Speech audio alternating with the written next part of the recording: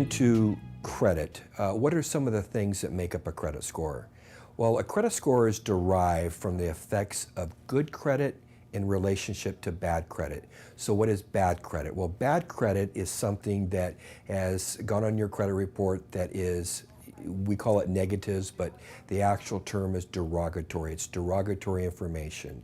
It can be a collection, it can be a charge-off, it can be a foreclosure, bankruptcy, anything, late payments, anything of a nature that shows that you have not met the terms of your agreement will post as a negative on your credit report, and it does affect your score. So there's basically 5 pieces of a puzzle that we put together that you and I can control that make up our FICO score.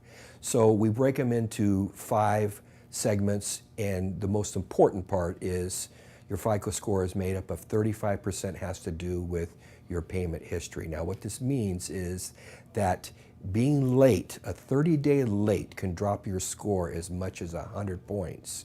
Now what is the score drop going to be? Well, if you have an 800 FICO score and you miss a mortgage payment, you may lose 100 points, maybe 110.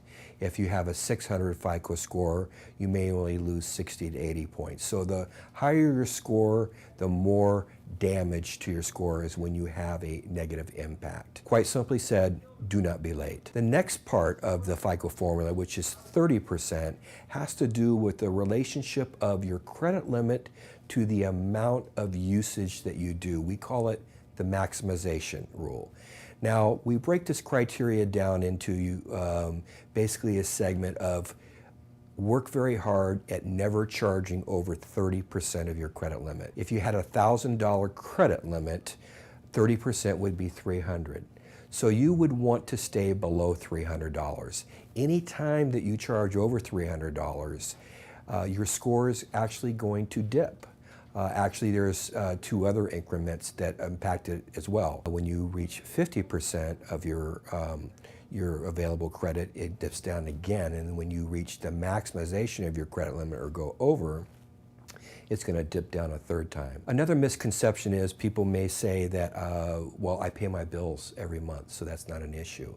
Well, that is an issue because the creditors don't upload their information based on when you pay your statement. They do it as a snapshot, typically sometime in the middle of the month. So to make that real is, let's just say that you have a $1,000 credit limit and you go out and you charge $900 the first week of the month.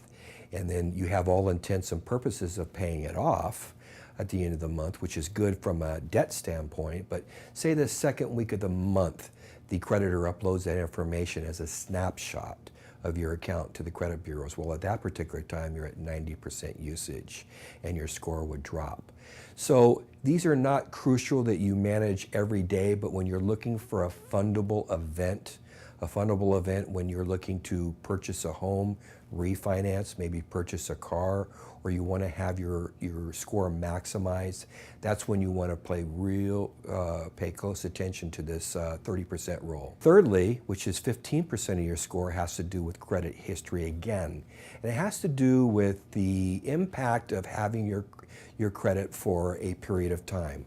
What I'm speaking about is many times people decide to close cards. Now, I respect every decision to close cards. There's many, many good reasons to close cards.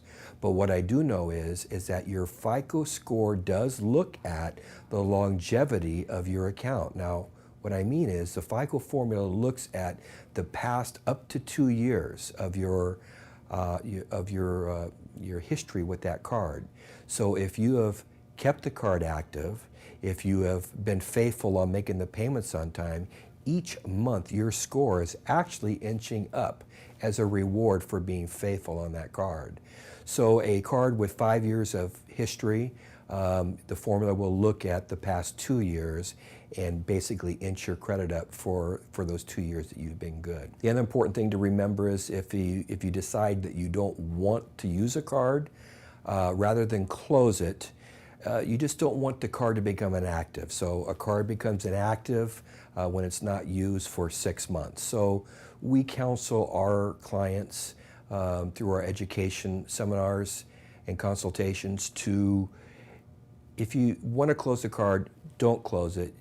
Just put the card away and make a note, whether it be a mental note or in your day planner, to pull the card out at least once every 4 to 5 months. Make a small purchase, and then when the statement comes, you can pay it. So doing that will keep the card active. Actually making a small payment will also benefit you because you're keeping down the maximization usage. So doing these strategic moves are actually giving you power over raising your credit score. The next facet has to do with 10% of your score has to do with events that you would choose to do, inquiries. Now, what an inquiry is when you go out and you are trying to obtain credit, whether it be for a cell phone, whether it be for a store credit card, something that you're looking to have someone evaluate you and extend you credit. So when they do that, it's an inquiry. Now, an inquiry will cost you points. It could cost you anywhere from, we say 5 to 25 points, average 10 to 20 points for each inquiry. Now, an inquiry will typically stay on your credit report for up to 2 years, but it only impacts your score for 90 days. So the thought process is that, doing inquiries is okay, but you want to make sure that before a fundable event, which would be, refinancing or getting to a score for a specific goal that you have in mind, that 90 days prior to that event, you do not want to,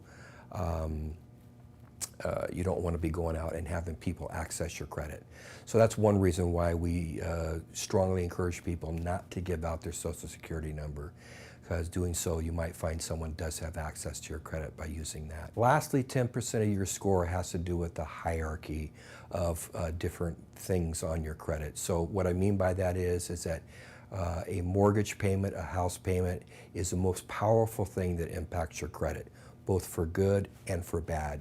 So being faithful on your mortgage payment will actually raise your credit score significantly, and then doing bad on your credit score will, on your mortgage payment, will actually hurt your score, followed by a car payment. A car payment is also very powerful.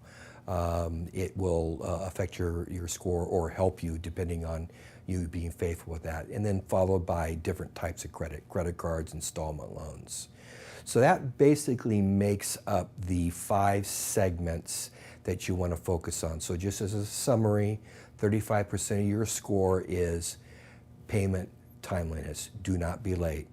30% of your score has to do with the way that you maximize your credit usage. So the goal is at all times to stay below 30% of what your credit limit is. Then followed by not having inquiries to your account, because those will cost you points. And then understanding, lastly, that you want to be faithful on the highest things first. Naturally, you don't want to be late on anything, but if you had an option of being late on your house payment or a charge card, you'd want to choose the charge card to be late on. I'd like to emphasize the importance that credit is very important, but most importantly, you can control your credit. Understanding the principles of how credit is derived by understanding that you don't want to be late. That's the most important thing. You want to work very, very hard at keeping your credit usage below 30%. Limit giving out your Social Security number. You don't want people checking your credit. You remember that inquiries do impact your credit score. So you can, through education, understand how basically you can work the system and you can raise your scores. It's not so much how much money you have, but it's how you use your credit, and you can maximize it to achieve the score that you've always wanted.